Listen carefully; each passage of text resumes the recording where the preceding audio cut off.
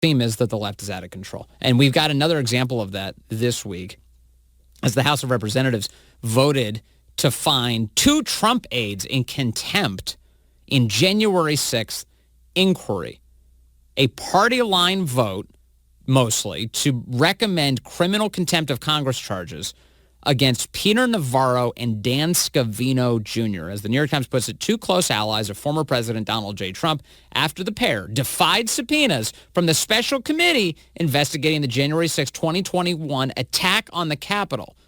It's an interesting committee because Republicans put forth a bunch of people they wanted on the committee. Nancy Pelosi rejected all of them except for the 2 that she thought would be perfect. Adam Kinzinger and Liz Cheney. Yeah, they are perfect for Nancy Pelosi's Political Action Committee. Here to discuss this is a congressman from Pennsylvania. Guy Reschenthaler joins us again on the Vince Coglianese Show. Congressman, great to have you back with us. Vince, always good to be on. And as always, please just call me Guy. All right, you got it. Sorry, it's old habits die hard, Guy. All right, so your reaction to this, that the Democrats are trying to hold these guys in contempt, is this even a legitimate committee to make these types of demands? No, I don't think it is, Vince. And I ran the floor debate on this yesterday, and I can tell you that what we really focused on during the debate on the floor was the fact that this committee has overstepped its function, meaning that they are really acting like a grand jury or an investigative body for a crime, not as a body that's focused for a legislative purpose. Now, that might sound like I'm splitting hairs, but I'm not, because we have a separation of powers. What the committee is doing should be done at the DOJ level. It's not. There should be an executive branch function. So that's one argument, is that the committee is overstepping. The other is that it's clearly political. If you look at it, why are they going after Navarro? Why are they going after Scavino? It's because they want to annoy and harass President Trump. That's why they're doing it. And if they really wanted to get to the truth of what happened on the 6th, why didn't they subpoena the House Sergeant at Arms? Why haven't they had a subpoena on the head of the D.C. National Guard? They've done none of that. Additionally, there's tons of technicalities that they have violated, which might not sound like a big deal, but in the court of law, the courts have thrown out convictions because committees in the House have not followed their own rules. For example, as you just mentioned, Nancy Pelosi refused to seat any Republicans that Kevin McCarthy wanted seated, and instead took them off and then chose Kinzinger and Liz Cheney, which is a violation of the House rules because it should be a bipartisan committee. So in other words, like, it's an illegitimate committee. So how can it claim all these powers unto itself?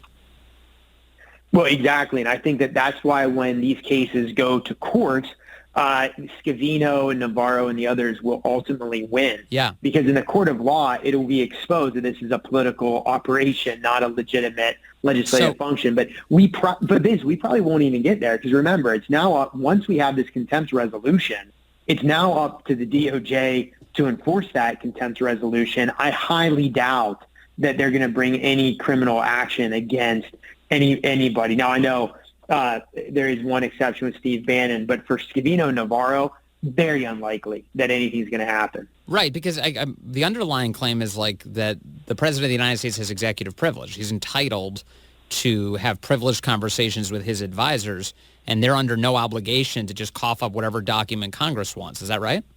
Right. And there's yes, exactly. So, and there's a really good reason why this should fall under executive privilege. It's because dating back actually to the time of George Washington, there's been this privilege, but the courts have talked about it regarding the Nixon case.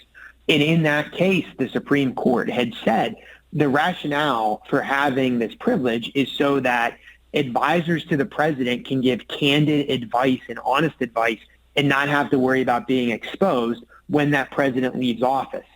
Just like I was an attorney, we have an attorney-client privilege because I need to talk to my client and be candid and upfront, and so do people advising the president. So yes, it makes total sense why there's executive privilege, and it clearly applies to Scavino. You know, you mentioned before that that if this was a true investigation, they'd be looking into things like the sergeant at arms and ultimately people like Nancy Pelosi and what was going on with the security in the Capitol that day. Right. And I've noticed that for Nancy Pelosi, that this has started to bug her, that people are asking questions about her behavior, because in the Washington Post overnight, they had an interview with Donald Trump. Donald Trump granted an interview to the Washington Post. Yes. And in this interview, he suggested that there should be a closer look at Pelosi. Now, Pelosi's office responded to the Washington Post and says this, quote, "The former president's desperate lies aside, the speaker was no more in charge of the security of the U.S. Capitol that day than Mitch McConnell." So they are saying that, well, Mitch McConnell's also responsible for the Capitol's security, so stop bugging us. To which I respond, good, investigate both of them. I don't care. I'd like answers. Well, if this is a true legislative function, then those questions need to be answered.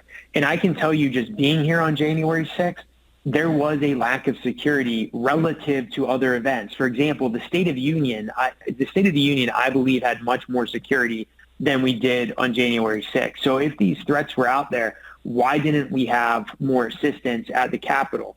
Additionally, why did we not call in the D.C. National Guard sooner? Why didn't we call in the Marines that are right down the road? Like, why were those actions not taken? Yeah, I don't know, but that's what this committee should be focused on. Instead, they're masquerading like there's some kind of criminal grand jury that's out doing a law enforcement or criminal investigation.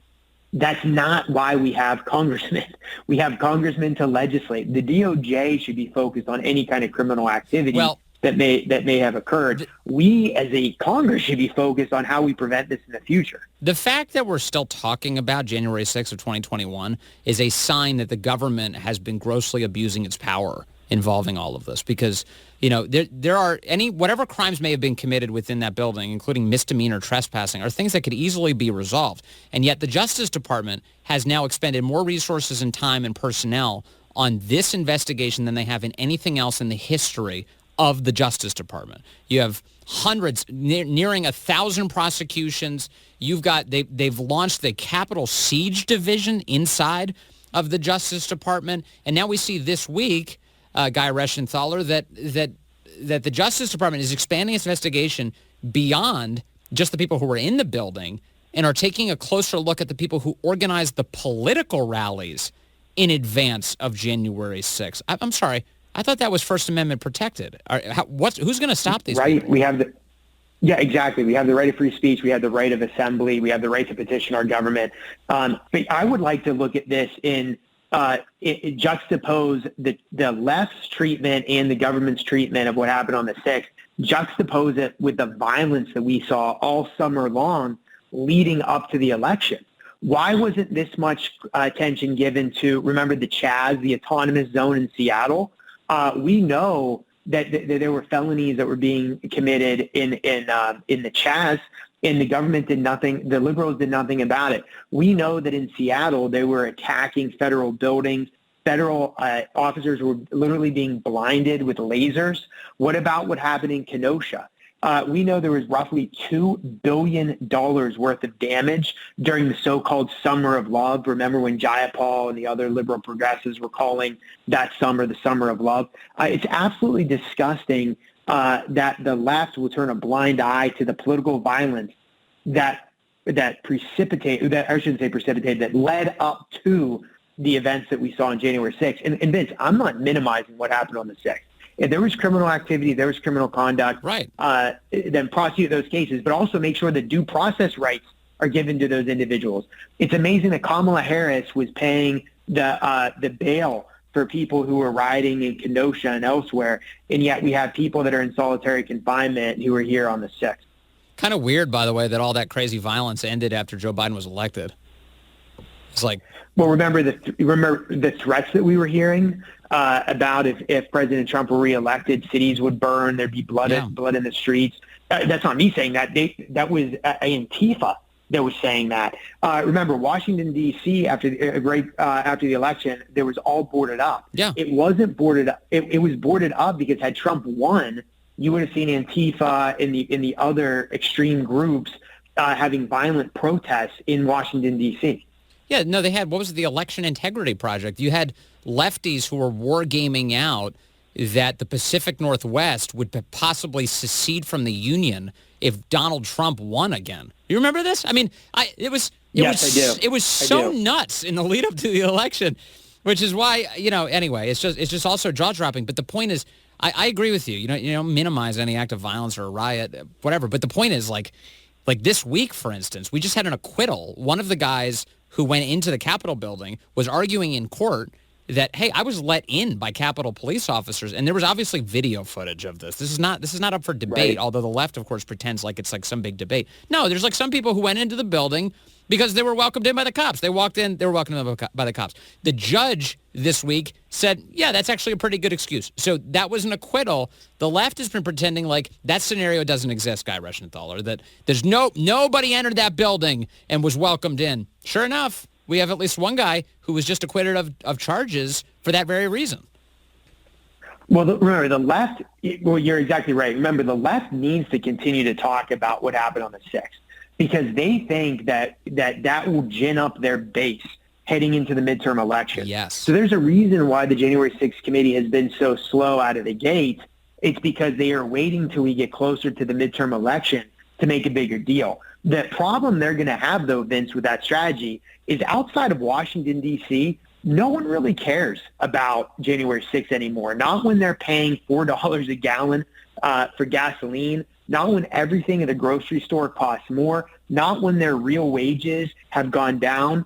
And then we haven't even discussed the southern border and the chaos that you have in Ukraine, the failure in Afghanistan. That's what real Americans care about. No, you're right about that. But how many people's civil liberties are being trampled in the process? Like, so how many people are sitting in a D.C. jail right now who committed nonviolent offenses who are still awaiting trial?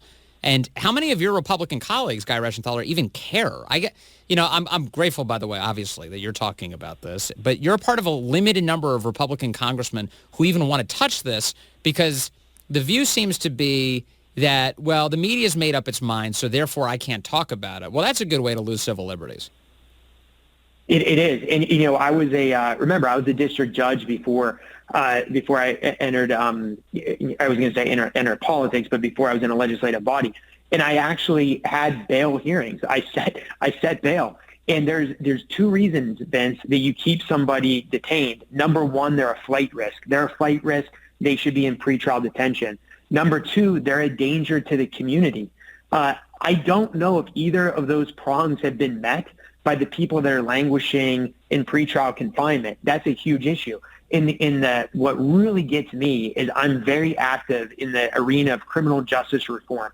I was a prosecutor in Iraq. I was a defense attorney in the Navy. It's just something that I'm passionate about.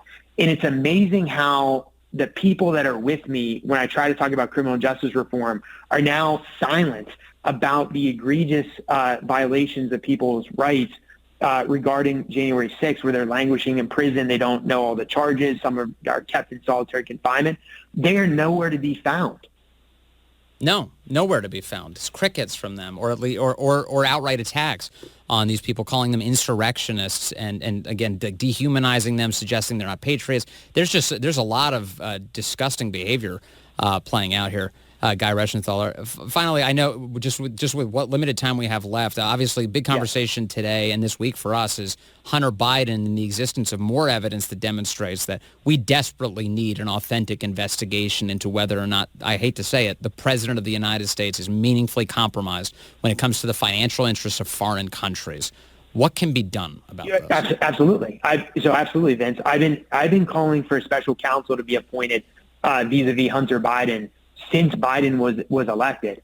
And the problem that we have is we have Hunter Biden getting paid by Russian oligarchs, Burisma in Ukraine, the Chinese. Remember, Hunter Biden flew back on Air Force Two with $1 billion hedge fund. And if you take all of that, remember, Hunter Biden has very few marketable skills. He's being paid because his last name is Biden. But if you look at the emails that were recovered on Hunter Biden's laptop, those emails indicate that the Biden family had to give Joe Biden half of their salaries. There's also evidence that in some of these deals, 10% was being set aside for the quote-unquote big guy, you'd have to infer that the big guy was Joe Biden himself. So when you look at some of these decisions on the international stage, how much of it is affected by Hunter Biden's, who's paying him, his investments, et cetera? It's something that we need to look at. It boggles my mind that the media suppressed the story of the laptop and did nothing to look into Hunter Biden's nefarious connections until now. Guy Reschenthaler, Congressman from Pennsylvania. Really appreciate your time as always, sir. Thanks for stopping by.